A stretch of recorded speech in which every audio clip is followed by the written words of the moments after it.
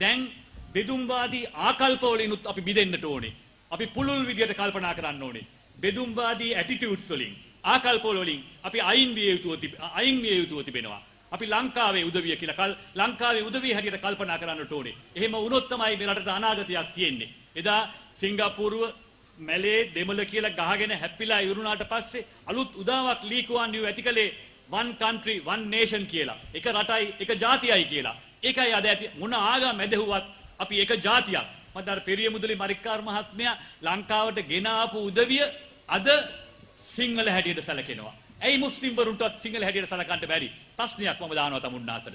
අපි ආගමෙන් ඉස්ලාම් වුණාට අපේ ජාතියෙන් සිංහල වෙන්න පුළුවන්. මේක සිංහල රටක් වෙච්චාවේ. නැත්තම් ලාංකික ජාති රටක් වෙච්චාවේ. ප්‍රශ්නයක් නැහැ. අපේ ආගම අපට අදහන්න පුළුවන් එක රටක් නැත්නම් ලාංකිකයෝ හැටියට අපි හිතමු. කල්පනා කරමු. එක ජාතියක් ආගම් වලින් විතර අපි වෙනස් වෙන්නට ඕනේ. එහෙම නැතුව මේ පටු ભેදවල ඉඳගෙන අපි කල්පනා කරන්නට ගියොත් මේ රටට අනාගතයක් නැහැ. මේවා කරන්නේ සුළු පිරිසක්. දේශපාලන වාසිය අවශ්‍ය උදවිය ජාති ભેද අවුස්සනවා. වෙළඳ වාසිය අවශ්‍ය උදවිය ජාති ભેද අවුස්සනවා. ආගම් ભેද අවුස්සනවා. නැත්නම් ජාත්‍යන්තර දේශපාලන න්‍යාය පත්‍ර තියෙන උදවිය ලෝකේ පුරා මේවා අවුස්සනවා. ආයුධ නිෂ්පාදනය කරන උදවිය ආයුධ විකුණ ගන්නට ලෝකේ පුරා ගැටුම් ඇති කරනවා. මතු පිටින් පේනවට වඩා මේ සටන් පාට මේ කෝපය ඇති කරන ප්‍රකාශ මේ වෛරී ප්‍රකාශ පිටිපස්සේ තියෙන න්‍යාය පත්‍රය මොකක්ද කියලා අපි ගැඹුරින් කල්පනා කරලා තේරුම් ගන්නට ඕනේ. එහෙම තේරුම් ගත්තේ නැත්නම් අපේ දරුවන්ට සැනසීමෙන් ජීවත් වෙන්න පුළුවන් සමාජයක් උරුම වෙන්නේ නැහැ. ග්‍රෑන්ඩ් පාස් සිද්ධිය අපි පහුගියදා දැක්කා.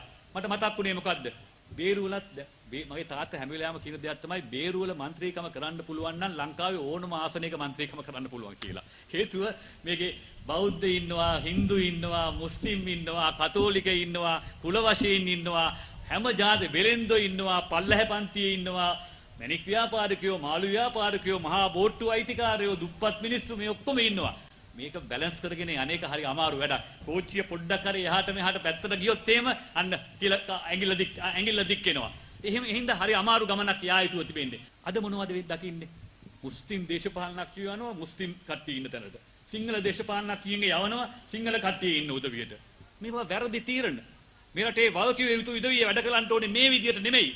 ලාංකිකයෝ විදියට කල්පනා කරන්න ඕනේ. ශ්‍රී ලංකාවේ එක පවුලක උදවිය විදියට කල්පනා කරන්න ඕනේ. නමුත් රටේ ඉන්න දේශපාලන පාර්ලිමේන්තු මහජන නියෝජිතයෙක්ට මම මුස්ලිම් නියෝජිතයා මම බෞද්ධ නියෝජිතයා කියලා කල්පනා කරන්න ගියොත් අපි කොහාටද මේ රට ගෙනියන්නට හදන්නේ? ඇති මේ රටේ දින්දර ගත්තා.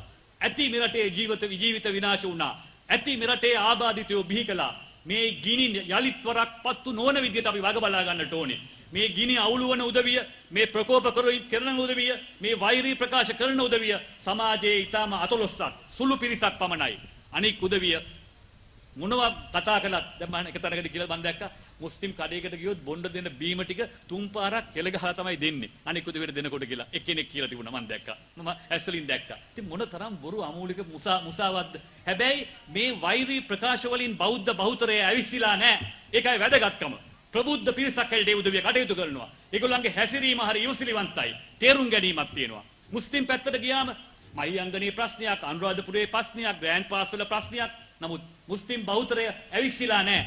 ඉවසිල්ලෙන් තියෙනවා. මේ රටේ බහුතරය අවබෝධයෙන් හැසිරෙනවා. අවබෝධයෙන් කටයුතු කරනවා. ඉවසිල්ලෙන් යුතුව කටයුතු කරනවා. මේ නිසා මේක අපි ආරක්ෂා කරගන්නට ඕනේ. මේව වැරදි වැඩක් කවුරු කළත් එයා මුස්ලිම් වුණත්, සිංහල වුණත්, බෞද්ධ වුණත් නීතිය ක්‍රියාත්මක කරන්න ඕනේ. නීතිය නිහඬ කරනවා නම් පාලකයෝ එතන තමයි තියෙන ප්‍රශ්නේ. එතන තමයි තියෙන බාහනකම. මේක මේ රටට ඔරොත්තු දෙන්නේ නැහැ. දේශපාලන වාසි සඳහා මේ අපරාධය කරන්න එපයි කියලා වාකිය යුතු උදවියකින් ඉල්ලන්නට මම මේක අවස්ථාවක් කරගන්නවා.